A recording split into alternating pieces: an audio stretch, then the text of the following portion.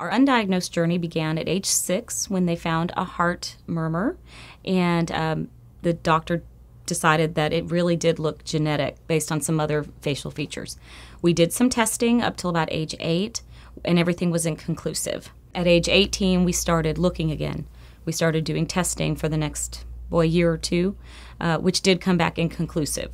So she's 23 and continues to be undiagnosed for either the metabolic or mitochondrial disorder.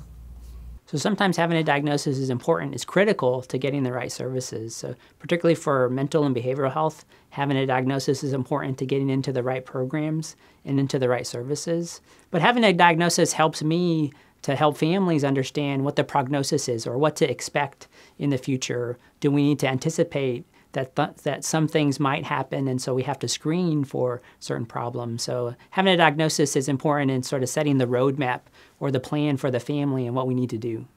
So tests for diagnoses can be non-invasive and invasive. So non-invasive tests are things that we don't typically think about as being as causing discomfort or pain to the child. Those can include certain diagnostic tests like behavioral tests or structured screens, just asking questions and observing the child.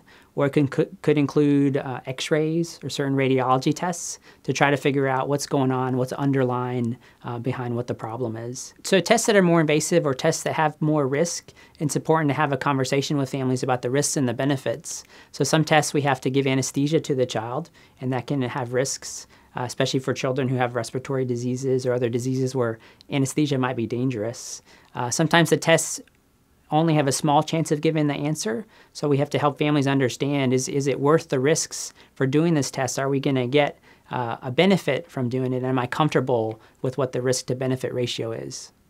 You know, the doctor says, okay, we suspect something, you go to the geneticist, they're going to take all this blood, and a lot of times you just don't understand really what's going on or what's taking so long. A lot of times parents, we're all kind of together on this journey not really knowing why it takes so long to get answers. I think the first couple times that happens, it can be very frustrating. And so you spend a lot of time on the computer, and you do talk to a lot of families and try to search and get in different studies. It really can wear on a family over time, and you definitely see that through a lot of our families who are undiagnosed.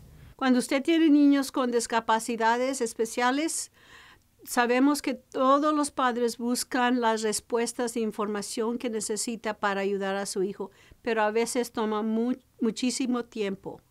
Pero usted debe que saber que hay otros padres que están en la misma situación y ellos también buscan información y recursos. Haciendo conexiones con esos padres, platicando con ellos, hablando con otras personas que a lo mejor le pueden ayudar, eso es muy importante. Siempre debe que usted debe que buscar a las personas que le van a ayudar para ayudarle a su hijo o a su hija. So I think what helps parents the most is connecting with another parent. You really do know your child best, so take some time and talk to other parents. There's people out there that are in the same situation, so do really look into that. It's important. But then you must keep in mind that within nature there's a whole variety.